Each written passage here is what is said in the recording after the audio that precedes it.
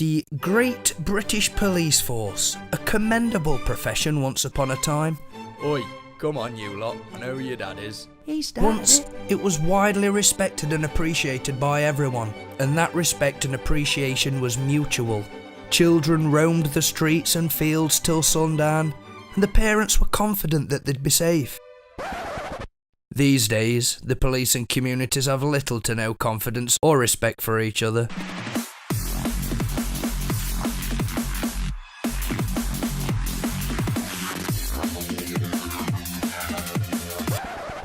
And that change is not by the fault of the average constable, but the reformers. We're always being told that more police are needed, that there aren't enough resources and manpower. Spending it on 10,000 extremely needed policemen and women.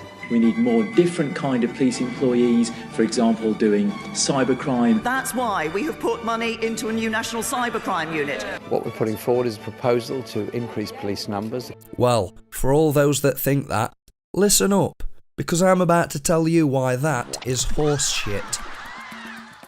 The number of police officers per person since 1901 are as follows. In 1901 there were 32 million people, there were 42,000 police officers. 1911, 36 million people, 51,000 police officers.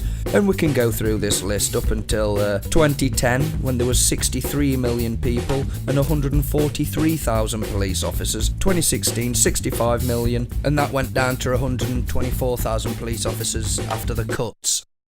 But it's plain to see that the number of police per person has risen considerably during the time that the excuse has been given that more manpower is needed to do what they used to do. The population has doubled and the number of police officers has risen 3 or 4 times. And these numbers don't include the tens of thousands of office and administration staff employed to deal with the tedious paperwork that was supposedly tying police officers down. And the police over this time period has been relieved of many of its duties that are now in the hands of private security firms and local councils to enforce parking rules and check in shops and factories at night time. Why do you think you've got the right because you've got an L plate on here, you can park where you fucking like? I have a right, I was just picking someone up. I'm not finished fucking talking. The numbers of police have not only increased, they've been lavished with cash. Had many more tools and shiny toys, computers, high-tech equipment, better uniforms, helicopters, expensive vehicles and CCTV. Now, in addition to extra manpower, we have introduced new, high-speed, 3-litre squad cars that make the American type of noise. You know, the woo, woo, woo, woo, woo, woo, woo, as opposed to the old na-na-na-na-na-na-na-na. And all of the social changes was apparently to make people more law-abiding. Yet the crime rate over this time period has increased like fuck. And crime has fallen to a record low. Hello? Hello? Anybody home? Think, McFly. Think. And the left wing are convinced that this rising crime is a social economic problem. They blame it on poverty. Hello? Hello? Anybody home? Hey, think, McFly. Think. Most people in Britain today we class as poor aren't on the same scale as people 100 years ago even. I doubt many know what real poverty looks like with the welfare checks, the hospitals, widescreen TVs, school dinners and opportunity to gain skills. So what in the New World Order is going on here? To answer this, we need to go back to the beginning of policing to see how it worked before and why the police force was created. The first modern police force was the London Marine Police Force. They were not government controlled and were responsible for the prevention of crime. In its first year of operation, 2,000 offenders were found guilty of theft from the docks. This success led to the enacting of the Marine Police Bill, which made it the first publicly funded preventative police force. So a parliamentary committee was appointed to investigate. Sir Robert Peel was made the Home Secretary in 1822.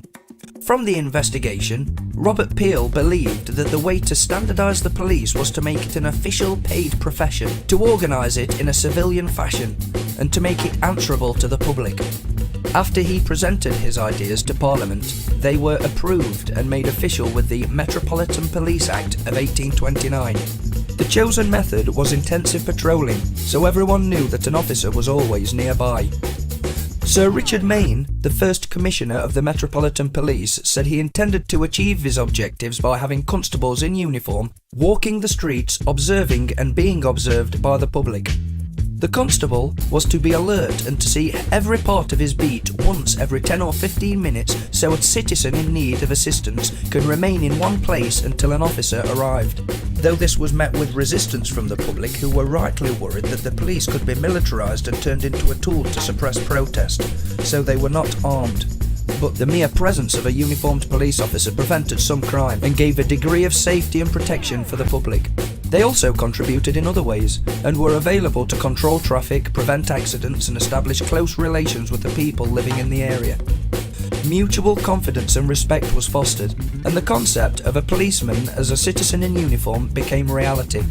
New departments were set up over the next few decades, like detectives, inspectors and the CID, and over time the force became more efficient and more popular, and on the whole the cities and towns became much safer. So, why the change? If the old Dixon of Dock Green style of policing was so good at preventing crime and antisocial behaviour, why change it to what Peter Hitchens calls fire brigade policing? And why has there been no backlash to return to intensive patrolling? Well, the introduction of unit beat policing in 1966 and the retreat of the police from the streets sold to us on the pretense that unit beat policing in vehicles with radios, can respond and arrive faster, and also to meet the need to save on manpower, even though more manpower was needed to man the phones and keep records. By his presence, he prevents some crime.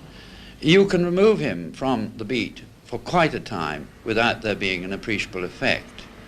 One conspicuous patrol car will do the work of at least 5 uniform foot patrols when it comes to prevention. They ceased to be part of society and instead became part of the stream of traffic and acted like a fire brigade arriving after the fact. They then naturally paid more interest in the bad habits of motorists than those of pedestrians and public order. Hey, stressful job this. This change correlates with the direct rise in crime around this time. If the Peel method had been given the money, equipment, men and women that had been lavished on the failure of unit beat policing and CCTV cameras, the towns and cities would be in a very different state.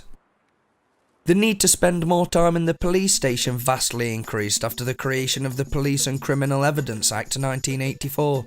A bureaucratic tombstone placed on top of old-fashioned policing to prevent it from ever rising again.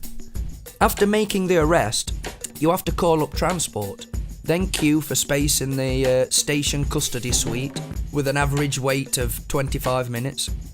Then there's booking in and reading of rights again and logging of possessions, another 20 minutes. Then a solicitor must be found, a process that can take hours. If the suspect is drunk or injured, he must be seen by a forensic medical examiner who are not always available. If the suspect is a juvenile, an adult must be found who can accompany them. The suspect will be read his rights again in the presence of the adult. No medical evaluation can be taken unless the adult is there. The constable must write up the arrest according to the elaborate codes of practice in the Criminal Evidence Act of 1984, knowing that any error could rebound on him in a career-wrecking complaint. And the process is still not over. The case will again be seen by senior officers for their judgment of whether a caution is appropriate. About 5 hours of an officer's time can be taken up after making an arrest, which gives him a strong incentive to ignore minor crimes. There aren't enough 5 hours to arrest people who graffiti and vandalise bus stops. Another incentive to not arrest criminals, especially for petty crime, is the way they are dealt with by the soft approach of the judicial system and the prison service. It's common sense that the convicted criminal should suffer for their crime and be known to suffer. The 1877 Prison Commissioners Act was clear. that one of the main points of the prison system was the effect it should have on those who have not yet committed crime, a point that nowadays has been completely forgotten. Prisoners must suffer, not just for their own good, but for the good of those who have not yet offended. The Prison Commission was a modernised version of an earlier remark made by a judge who told a condemned man, "You are sentenced to be hanged, not because you stole the horse, but in order to prevent others from stealing horses." Once in prison, offenders should long for release. Once released, they should wish never to go back, and should advise others to stay out. They should not have access to television or CD players, mobile phones, a pool table, or drugs. All liberties should be earned by good behaviours, manners, self-discipline and obedience.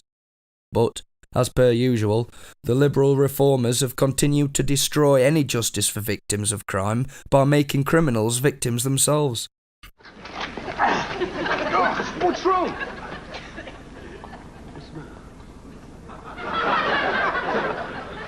Sorry, sir. He says he doesn't want to go in the back. He gets car sick.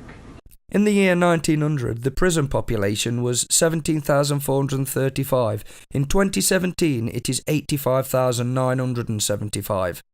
And that's even with gentler sentences, more lenient court systems and drug laws, and the introduction of tagging and antisocial behaviour orders.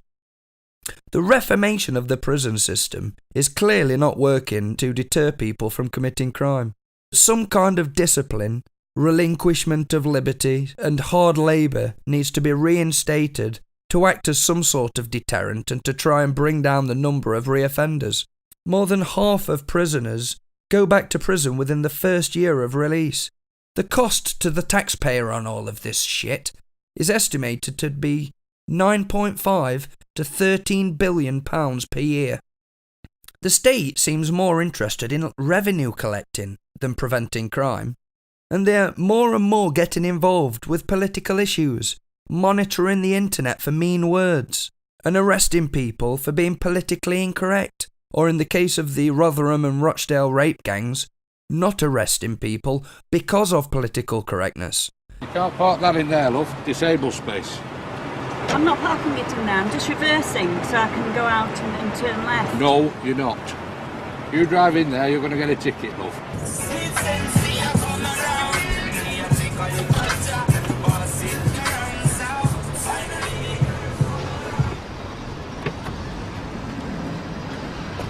You're going to be there long, mate? Couple of hours, mate. Right. Imagine the Peel system in Muslim communities with Muslim policemen. Not that one, because he looks dodgy. No, she's an American. Sikh. Well, it's going to have to be this lady, which will be a bit confusing. But I can't find a picture of a Muslim policeman, which is a sign of the problem. But the likelihood of rooting out an extremist is far, far greater. The best police intelligence comes from the communities. It currently costs around £2 million for 29 officers to monitor one suspected terrorist 24/7. There are currently over 3,500 being monitored. And the current use of the word civilian undermines the idea that the police are civilians. They now think of themselves as a special group higher on the social ladder to everyone else. I mean, this is why we need beats all day, every day, so the copper sees everyone every other day or at least once a week. This way, the police will know who the bad apples are and who's willing to inform them of wrongdoers. This is key. There are grassers out there who will help the police catch the knobheads. Knife crime and gang rapes are way up. So when someone says, "We need more police," or "the police need more resources," send them this video. And please subscribe to my channel. See me on Facebook and Twitter. I'll leave links in the description box. Peace, love and Gandhi.